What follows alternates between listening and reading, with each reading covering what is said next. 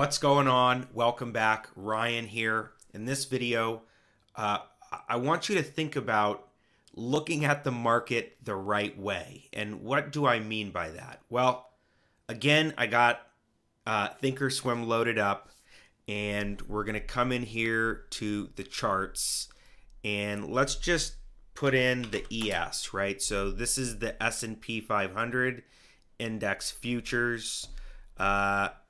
And what I want to do is I want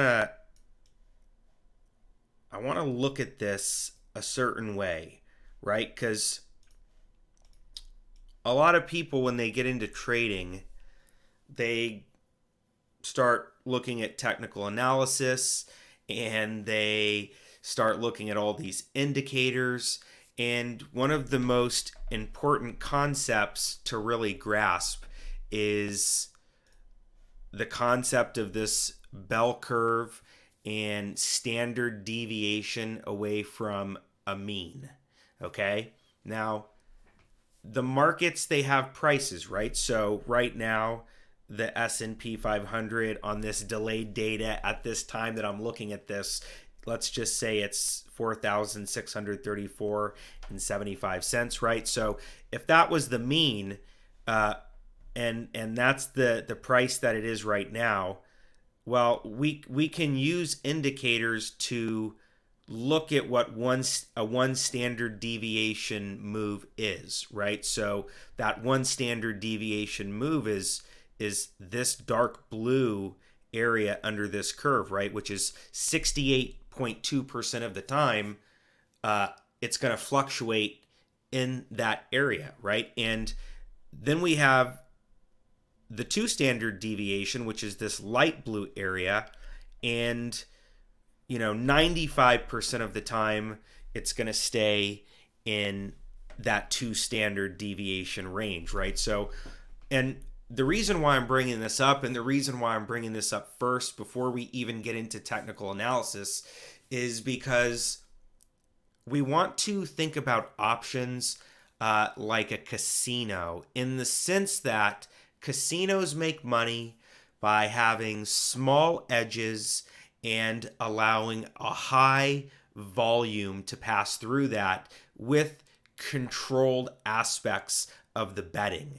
Okay, and similarly, when we're trading options, we want to do the same thing. And to understand that concept, we need to understand the bell curve and the standard deviations of how these assets are going to fluctuate, and also we're going to apply this to the options themselves. So I'm going to leave this up over here, and I'm going to come into the studies here, and I'm going to edit studies, and I'm going to take that off. And what I'm going to do is I'm going to add Keltner channels, and I'm going to add 3 of them.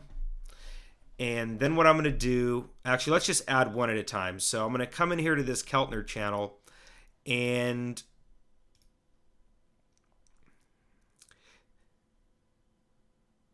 the factor by which the ATR value is multiplied to calculate the distance, right? So Keltner channels are, it's a trend following indicator, but it's based off of the average true range, which has to do with standard deviation, right? So when we look at this factor, if we put like a factor of 1 and then the length of the exponential moving average that it's going to base this on, if we do like a 21-day moving average, and then we make the middle, we'll make it white, and the upper band we'll do green, and the lower band we'll do green as well, right? So here is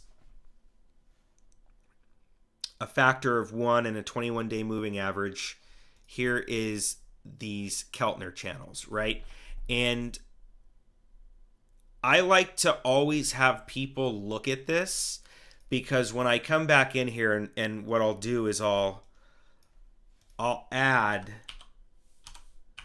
another Keltner channel, right? and I'll come in here and I'll make this factor 2 same, and then we'll change the color of the middle to be the same, and then we'll make this one, let's do a purple, right? So, and then on the third one, same thing, we'll make the middle white, and the upper band, we'll do this one red. And we'll make this 3, and again, 21. And now, we now have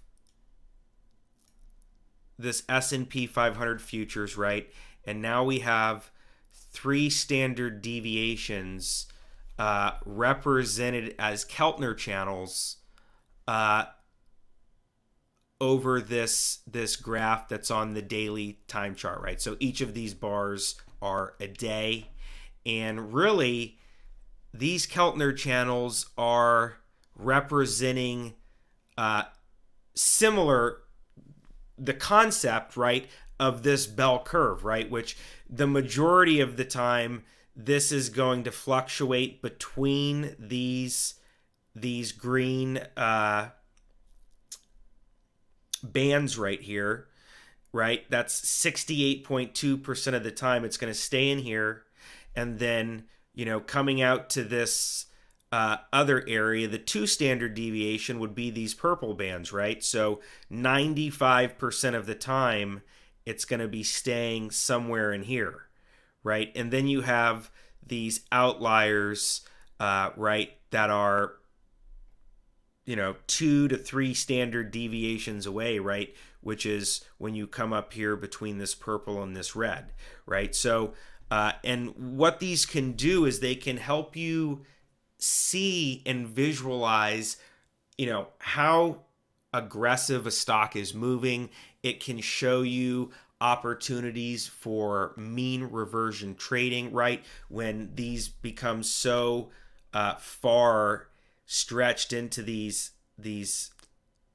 improbable larger standard deviation moves, they represent opportunities in trading that we can take advantage. And I think it's important because a lot of the time people, they overestimate or they underestimate how much a stock is going to move, or an underlying asset, right? And in turn, they over and underestimate what the option prices are going to do as well, right? And we're going to look at, you know, volatility and historical volatility and implied volatility a little bit later, but it's important to start gearing up and thinking about looking at the market the right way. And this is a very key concept here, okay, which is that we can look at data, we can look at averages, and from that average price we can then you know, depict the mean, and then we can have our modal structure here, and we can start to visually see the zones that an underlying asset can potentially move, right? So this is super important. I highly suggest that you start getting into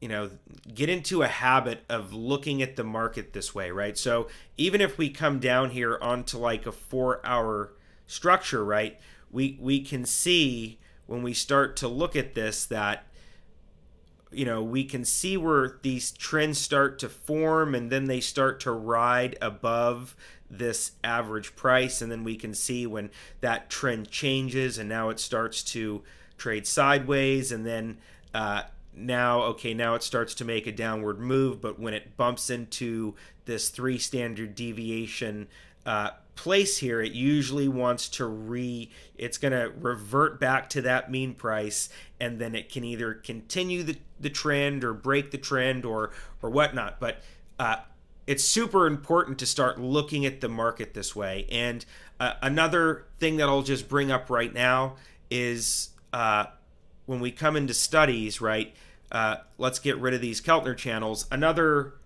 really good thing to use is Bollinger Bands. And I know that I'm starting to get ahead of myself, but the Keltner channels in the Bollinger Bands can be, really, really, really expert level tools to trade options and to visualize what's happening with underlying assets. So I hope this is helping you. I hope that I'm giving you confidence. I hope that the pace and the order that I'm starting to bring these concepts up is helping you.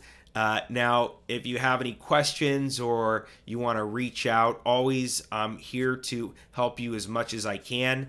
And in the next section, I'm going to have a little homework for you, and then we're going to have an assessment. So again, let's keep moving forward, and I'll see you in the next video.